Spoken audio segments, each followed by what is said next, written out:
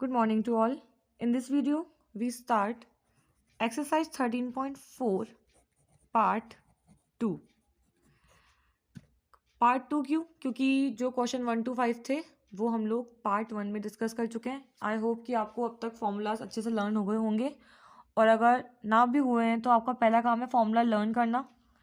ठीक है, क्योंकि जब तक फॉर्मूले लर्न नहीं होंगे हम लोग अप्लाई नहीं कर पाएंगे फॉर्मूलों को, और फॉर्मूला अगर हमने सही नहीं लगाया तो आंसर हमारा वैसे भी नहीं आएगा, है ना. और MCQ पैटर्न हमारा है नहीं टर्म 2 में, सब्जेक्टिव है, तो हमारा आंसर भी सही होना चाहिए, फॉर्मूला भी सही होना चाहिए, प्लस मेथड भी सही होना चाहिए. ठीक है, तो आई होप कि आप लोग प्रैक्टिस कर रहे होंगे. क्वेश्चन 1st to 5th हम लोग डिस्कस कर चुके थे ऑलरेडी. हमें स्टार्ट करना है क्वेश्चन 6 से. हालांकि 4 ही क्वेश्चन है हमारे पास करने के लिए, तो फटाफट हम लोग क्वेश्चन देख लेते हैं. सबसे पहले क्वेश्चन 6. क्वेश्चन है the find radius of sphere whose surface area is 154 centimetre square. सबसे पहले अगर हम लोग प्रैक्टिकली करें तो लेट रेडियस ऑफ स्फीयर भी r सेंटीमीटर. गिवन क्या है हमको?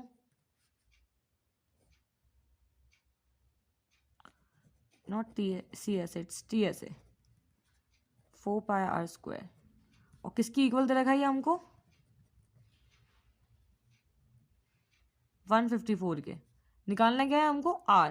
ठीक है, ये मैंने आपको पहले ही बता रखा है कि जो गिवन हो वो सब लिख लो. अब मान लीजिए ये r नहीं है हमारे पास, तो जो बाकी की चीज़ें वो कहाँ चल जाएगी? इक्वल्स टू के इस तरफ.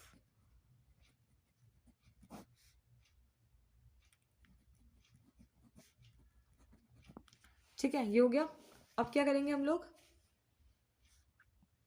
जैसे 2 1 2, 2 1 2, 2 7 14, 2 7 14, 11 7 जा. ठीक है, कितना आ गया ये? 7 इंटू 7. हम उसको मल्टीप्लाई नहीं कर रहे, मतलब हाँ, क्योंकि इजीली हमारा आंसर आ रहा है अब 4. ठीक है, हमको निकालना है r. हम लगाया रूट. 7 का अगर फैक्टर है इसका मतलब स्क्वायर रूट से जब बाहर आएगा तो 7 ही होगा, और 4 का स्क्वायर रूट हमको ऑलरेडी पता है 2. तो हमारी जो r की वैल्यू आ गई वो कितना आ गई? Directly 3.5 centimetre. फाइन, हमको मल्टीप्लाई डिवाइड करने की ज़रूरत ही नहीं है कि हम उसका रूट निकालें बाद में, है ना. हमारा आंसर तो इजीली भी आ रहा है. 7th क्वेश्चन पे मूव ऑन करते हैं. थोड़ा सा अलग तरह का क्वेश्चन है और इम्पॉर्टेंट भी है. क्वेश्चन क्या कह रहा है कि the diameter of moon is approximately 1/4 of the diameter of the earth. कि जो हमारे मून की डायमीटर है, पूरा जो हमारा मून है वो हमारी अर्थ का 1/4 है ना. अगर हमारी अर्थ 4 टाइम है, मतलब 4 टाइम है, तो हमारा मून 1 टाइम है. तो मान लीजिए ये मून है हमारा, और इसकी 4 गुनी, मैंने 4 गुना बनाया नहीं है, अर्थ है. और ये जो मैंने बताया कि भैया ये इसका 4 टाइम है, ये किसके रिस्पेक्ट में है? ये डायमीटर के रिस्पेक्ट में है. तो हमारे पास मून की डायमीटर है और अर्थ की डायमीटर है. डायमीटर नहीं, एक्चुअली हमारे पास डेटाज है, या हम लोग बोल सकते हैं कि इन्फॉर्मेशन है कि हमारी मून की जो डायमीटर है वो अर्थ की डायमीटर की 1/4 है. तो अगर हमारी अर्थ की डायमीटर r है, मान लीजिए, रेडियस होती है वैसे तो ये, बट हमने मान लिया है, और ये तो कितना हो जाएगा? r/4. फाइन.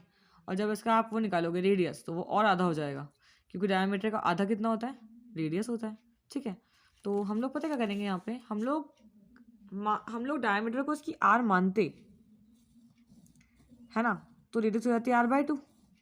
ठीक है, तो जो फ्रैक्शन वाले क्वेश्चन होते हैं वो करने में थोड़ा प्रॉब्लम होता है हमको, तो हम लोग पता क्या करेंगे? हम लोग उसके डायमीटर को डबल मान लेंगे, ताकि रेडियस हमारे पास r ही आए. अर्थ b 2r डबल मान लेते हैं. अगर रेडियस 2r है, सॉरी डायमीटर 2r है, तो रेडियस कितनी हो जाएगी? हाफ. कितनी बची? r. तो मान लीजिए ये रेडियस है. ठीक है, अब अकॉर्डिंग टू क्वेश्चन क्या बोल रहा है ये कि अगर अर्थ की डायमीटर 2r है, देन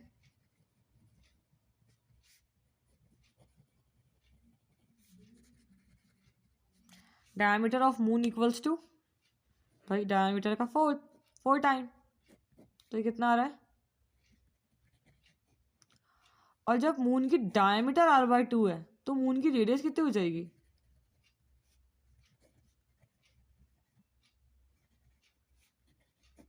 आधा, आधा मतलब मल्टीप्लाई बाय हाफ, ठीक है, ये हमने करना होता है। तो कितनी आ गई, r/4। अब क्या करना है हमको, फाइनली हमको निकालना है find the ratio of their surface area. हमको उसके सरफेस एरिया के रेशियो निकालने हैं। तो सरफेस एरिया ऑफ मून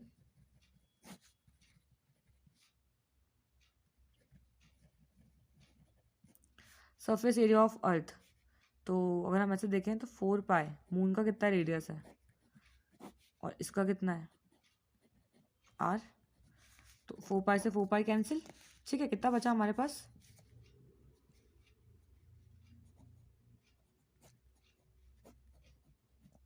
भाई r का स्क्वायर r स्क्वायर, 4 का स्क्वायर 16, फिर r का स्क्वायर r स्क्वायर और नीचे 1, ठीक है। अब निकालना हमको क्या है, इसका रेशियो निकालना है दोनों के रेडियस के।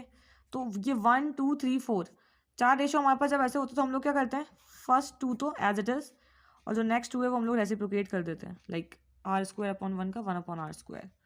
फिर इसको हम लोग कट कर लेंगे तो हमारी वैल्यू कितनी आ जाएगी, रिक्वायर्ड रेशियो कौन सा आ जाएंगे हमारे,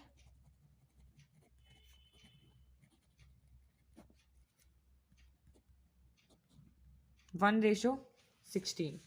फाइन, इसका मतलब अगर हमारा मून 1 टाइम है रेशियो में रेडियस के, सॉरी सरफेस एरिया के, तो जो हमारी अर्थ है वो एरिया वाइज उसकी 16 टाइम है ना, ठीक है।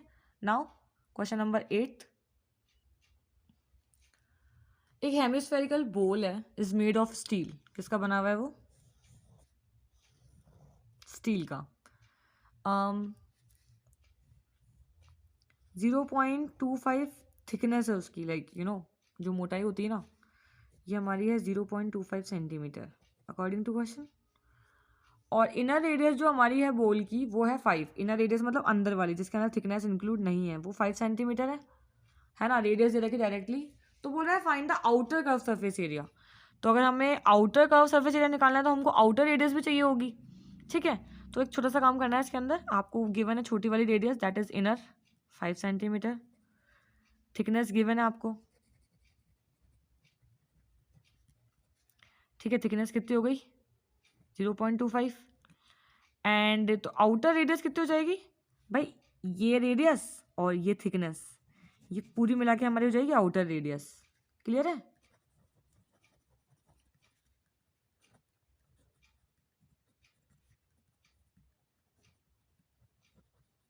तो ये जाएगा 5.25 सेंटीमीटर, ठीक है। अब हमको क्योंकि इसका निकालना है कर्व सरफेस एरिया तो हम लोग निकाल लेते हैं, 2 पाई r स्क्वायर 2 पाई r स्क्वायर। अब आप चाहो तो उसको 7 से डायरेक्ट काट लो, 7 7 जा 49, 49 और 52 बचा 3, इट्स 7.5। अब नीचे कुछ भी नहीं बचा तो ऊपर हमको सिर्फ मल्टीप्लाई करना है, और मल्टीप्लाई मैंने आपको बताया कैसे होता है ना। क्या करना है, पहले आपने इसको मल्टीप्लाई कर लेना है, 7.5 5.25, फिर पीछे से 3 नंबर बाद पॉइंट पुट करना है हमको, तो हमारा आंसर कुछ ऐसा आएगा और ऐसा ही आएगा, आई मीन यही आएगा, ठीक है, इसमें कोई चेंजेस नहीं होंगे हमारे आंसर में। अब हमारे पास रह गया लास्ट क्वेश्चन, ठीक है, क्वेश्चन नंबर 9। तो हम वो देख लेते हैं क्वेश्चन नंबर 9 कैसे होगा हमारा। उसके बाद हमारी 13.4 जो है वो भी कंप्लीट हो जाएगी। उसके बाद हमारे पास 4 एक्सरसाइज अभी और है इस चैप्टर को कंप्लीट करने के लिए। क्वेश्चन 9 के अंदर बोल रहा है कि एक राइट सर्कुलर सिलेंडर जो है just encloses a sphere of radius, मतलब एक सिलेंडर है हमारे पास, ये हम पहले वैसे भी कर चुके हैं सिलेंडर वाले क्वेश्चन, ठीक है। तो सिलेंडर के अंदर ना एक हमारे पास स्फीयर है, एनक्लोज है, एनक्लोज का मतलब होता है बिल्कुल अंदर ही है, ठीक है। तो बोल रहा है find surface area of sphere, और हमारे पास ना कुछ मेजरमेंट भी नहीं है, मतलब जो इसकी रेडियस है हमारे पास स्फीयर की वो आर है। तो अगर स्फीयर की रेडियस आर है तो देखो इसकी भी रेडियस आर हो जाएगी, क्योंकि सेम इसकी भी आर, मतलब सर्कल की जो रेडियस है वो भी कितनी हो जाएगी हमारे पास आर। सबसे पहले हमको निकालना है सरफेस एरिया ऑफ स्फीयर, उसके बाद हमको निकालना है curve surface area of cylinder, उसके बाद ratio of the area obtain 1 and 2, ठीक है। तो इजी है ये क्वेश्चन। तो सबसे पहले स्फीयर